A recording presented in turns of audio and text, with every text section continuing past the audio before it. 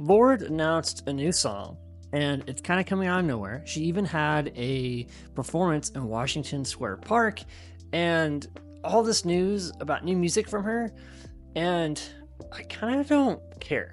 Not because I don't like Lorde, but just there's not hype for drops really anymore. Just to drop something out of nowhere doesn't really seem like it's the way to go when it comes to promoting music. So how should we promote music and really get people involved in the process? Well, let's dive in.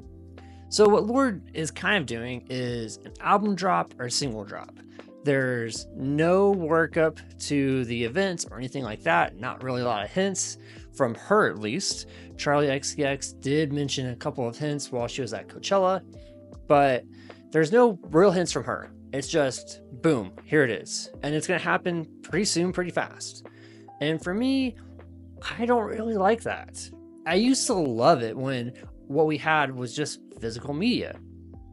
Someone drops an album on vinyl or a CD or some sort of exclusive thing, and someone tells me about it. I'm like, I've got to hear it. I've got to go get it. That's the only place I can hear this.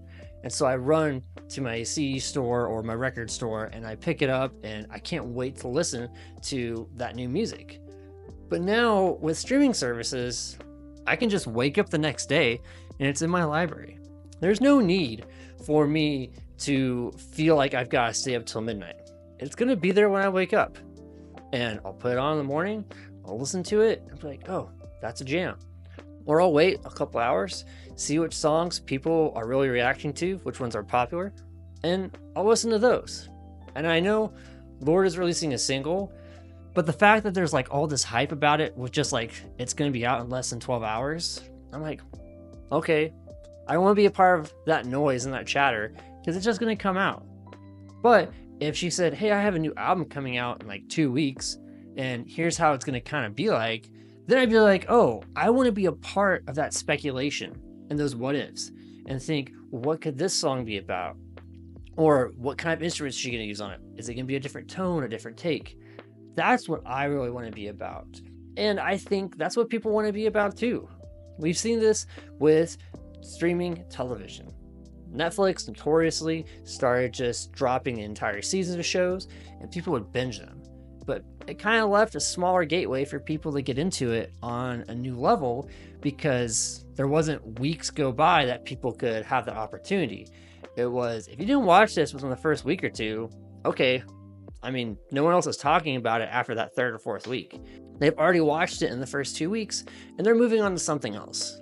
And I think that's kind of how it is with album and single drops now too. It just gets dropped and you're like, okay, there's not a time constraint on this. There's not excitement that's been built up for this. It's just there. And I can listen to it whenever I want. No pressure on you as a consumer at all. But when you have time to listen to what an artist is kind of saying it's going to be about, when you have time to talk to your friends and get their thoughts and opinions, and essentially, when you just have time to wonder and think about the what ifs and speculate a little bit, you get really excited about what's going to happen. I think going forward, like, yeah, hey, Lorde's dropping this song, that's cool and that's great. But hopefully when she's dropping an album, she'll give us like 2 to 3 weeks ahead of time for us to think about what's going to be on the rest of the album. And then she probably would release a new single around that time. But I would honestly say, Lorde, don't release another song off this album. Have this be the only one that you release, the only single. And then when you announce the album and there's, 9 or 10 other songs for us to listen to on that album, we're pumped and we're excited and we're thinking like, oh, how's these songs are going to be different? Are they going to be a similar style or instrumentation or a different mood? Do we know the track list? Even just the track list is just enough for us to think, ooh, that sounds like it's going to be a dope song. I can't wait to listen to it. And I think that's really how you're going to build engagement with fans, not only if you're a big artist like Lorde, but if you're a smaller artist too. And for a smaller artist, I can see how it's very tempting to say, well, I just want to release songs kind of out of nowhere because no one knows who I am and it's a lot of work to do the prep and promote and it's tiring. Yeah, it is. And I can relate to you there. But if you have that prep time and that promotion time, you can hopefully get more people involved in it, or at least have it on their radar. And it's not just, hey, so-and-so dropped a song today. Oh, I had no idea, and that was like 3 weeks ago. You give more time for your audience to get engaged and to get excited about the music you're releasing.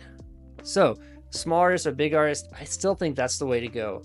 Album drops used to be really cool and fun when they were exclusive and there was only one place you could find that music. But now that it's just on streaming and I can say, okay, cool, that's it. It doesn't seem like it's worth it for me to stay up till midnight to listen to the new album when I know it's just going to be there when I wake up. So, that's my 2 cents. But what about you? Have there been some really exclusive or really cool album drops you've seen in the past that you have fond memories about? Do you think album drops and singles are the ways to go when it comes to streaming services being a thing? Or should we have a longer, more build-up campaign towards releasing music? Let me know your thoughts in the comments below, and don't forget to like and subscribe. Peace.